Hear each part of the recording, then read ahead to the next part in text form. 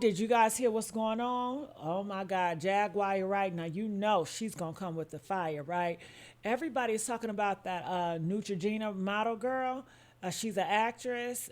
She passed away recently. She passed away in her late 30s. And a lot of people feel like, somebody got her out of there because she was exposing the industry. And Jaguar Wright, she know everybody connected to the industry. So I'm hearing she's talking about it. So I want to hear what she got to say. Let's think it up. And I want to know, do you guys think that the girl that she died, like, do you think somebody murdered her? Comment, let me know. Press 1 if they murder her. Press 2 if it's no murder. Yeah, you can't tell me these aren't related. You cannot tell me. I mean, how freaking scary is that? Unnecessary court fees and litigations because Jay-Z wants me broken, stopped, or under his control. And it ain't going to happen, Sean. I'm never going to be under your control. That Hayden's passing away is going to be ruled as an accidental death. It is going to be ruled as an OD. Allegedly. Jagaur Wright has stepped into the chat amid rumors that Hayden Panettier was unalived for knowing too much. And according to her, they deleted Hayden because she was allegedly a victim of some very powerful industry executives. They didn't want her running her mouth, especially after she recently dropped her memoir detailing how she was tricked and forced into having inappropriate intimate relations with a certain industry executive. Jagaur has been singing about people getting taken advantage of for years now, but people brushed her off as crazy and called her every name in the book, only for everything she's been saying to be confirmed to be true years later. Now, as I said, Jagaur has been at this for a while, and the allegations she's been making only seem to be getting worse every time she speaks up. Jagaur claims she personally witnessed ritualistic behaviors, women the same age Hayden was when she was forced into escorting, being put in suitcases and dumped in alleyways. According to Jagaur, the reason she knows all this is that she personally attended Diddy's infamous white parties over the years with the intention of rescuing potential victims. I have 3 victims right now who are willing to give testimony about not only what Mr. Carter has done to them, but his wife as well. They're a nasty little couple. They do nasty things. What do you think happened with Kim Porter? People against their will. Putting people on planes while they're unconscious. But honey, this was really just the start. You see, right before Hayden died, she seemingly admitted to being forced into doing things with older men in the industry just to get ahead. Now, of course, she personally never wanted to do these things, but her team set her up, and before she knew it, she was loading herself with substances just to cope with the trauma. She recalled a particular incident where she was tricked into being in a boat, with no knowledge that there was an industry executive in one of the rooms waiting to sleep with her. She said she tried to run out of the boat when she realized that she was being forced to get intimate with this man, but no one helped. That was when she realized that it was all just one big setup, and they were all in on it. Happening, I was led by somebody that I had grown to trust and see as a protector and somebody who had my back, and to be walked down the stairs and presented as though it was like a surprise. And it was this very small room, and she physically put me in the bed next to this undressed man who was very famous and had his hands like this. Like, this was just, an average day for him. This is something that happens all the time. And I waited for her to leave, and that... Now, the wildest part about Hayden dropping all that tea and then suddenly losing her life just months later is that Jagaur Wright had already warned us this was going down in the industry. She literally gave us names of other people who were getting taken advantage of the same way. But as I said earlier, everybody was so focused on writing Jagaur off and calling her crazy that nobody actually stopped to listen to what she was saying. In fact, not too long ago, she flat out accused Jay-Z of allegedly doing this exact same thing to Rihanna when she first stepped into the music game. Now, we've all heard rumors about Rihanna and Jay-Z over the years, but Jagaur dropped specific details that hadn't even hit the internet yet, stuff that only a real industry insider would know about. She got into some super disturbing details, explaining how Rihanna was flown into the States with zero parental supervision, and then Jay allegedly threatened her, telling her that if she didn't sign that Def Jam deal, he was gonna throw her right off the top of the building. And mind you, this meeting was going down at 3 in the morning, completely alone with no adults around to supervise. And to make matters even worse, right after all of that went down, her publicist popped up, claiming Ree was allegedly having an affair with Jay. But child, get this. Jagaur claims Rihanna's own father was allegedly paid $500,000 just to step aside and let Jay have his way with her. Rihanna was the Def Jam. She was the innocent baby when she came over here. And look She at was her now. 14 going on 15 years old. Flown over without parental supervision in a private plane by a man who was supposed to be a producer who auditioned her at 3 a.m. in the morning in a hotel room. Auditioning at 3 a.m. in the morning, a 14-year-old girl. She was flown to another country. She was taken to Def Jam headquarters. She was left in a conference room alone with Sean Carter for nearly 6 hours alone with no parental supervision. Her father collected a $500,000 check. She had the fastest inked deal in Def Jam history. Rihanna was to Def Jam.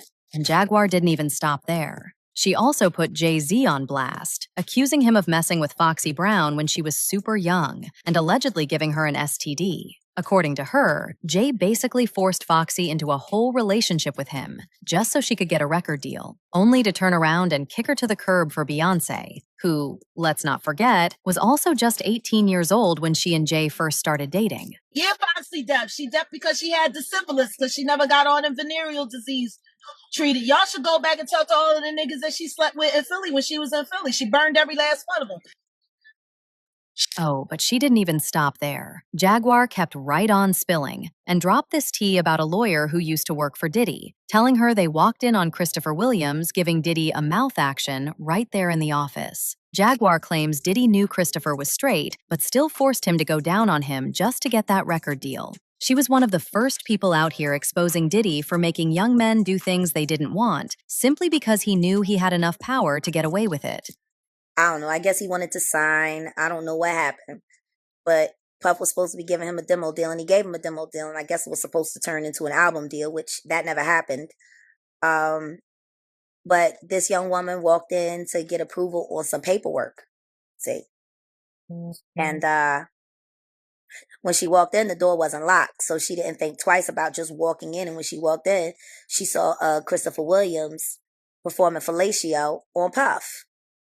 Now, from what she said to me, it was disturbing because, you know, they didn't stop.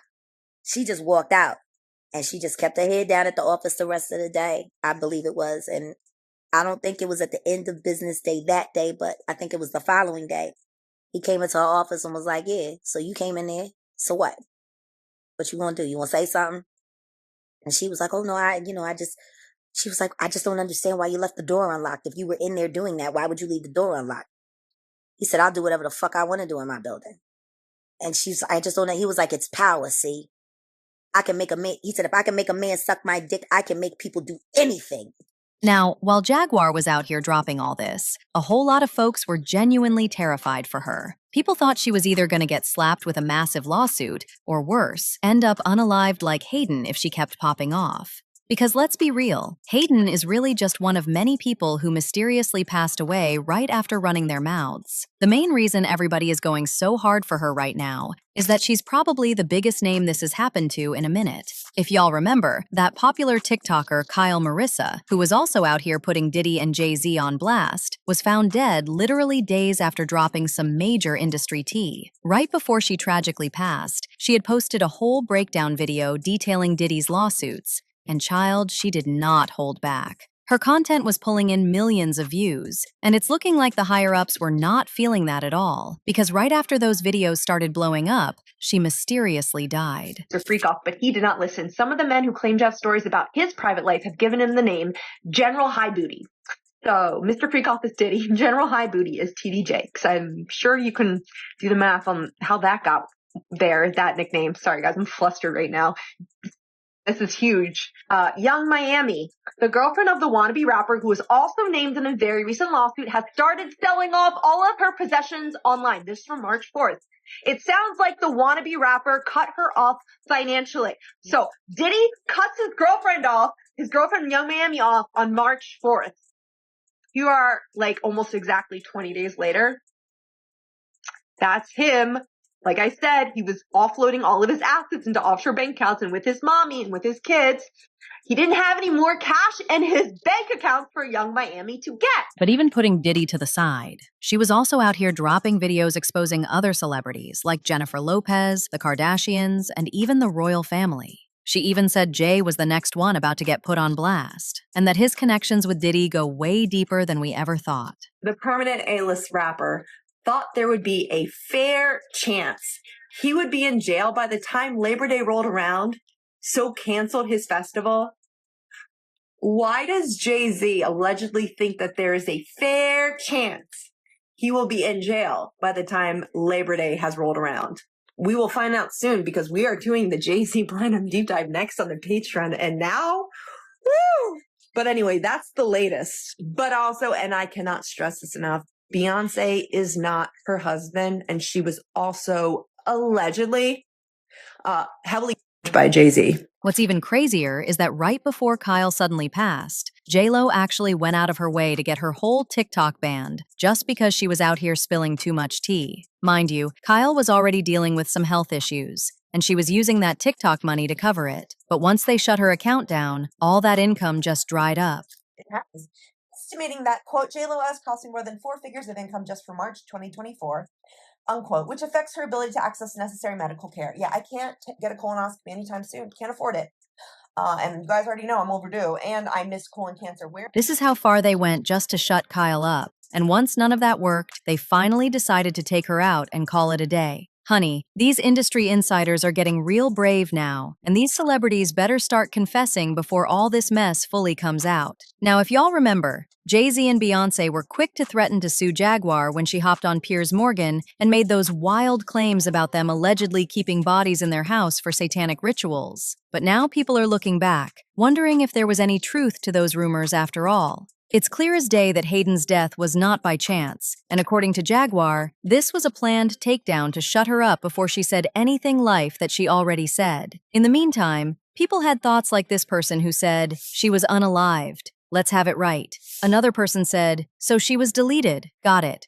3 months after she spoke out about a PDF in Hollywood. But now I want to know your thoughts. Do you really think Hayden was deleted for talking about her experience? And do you really think Jagaur Wright is right about this being planned? Let me know your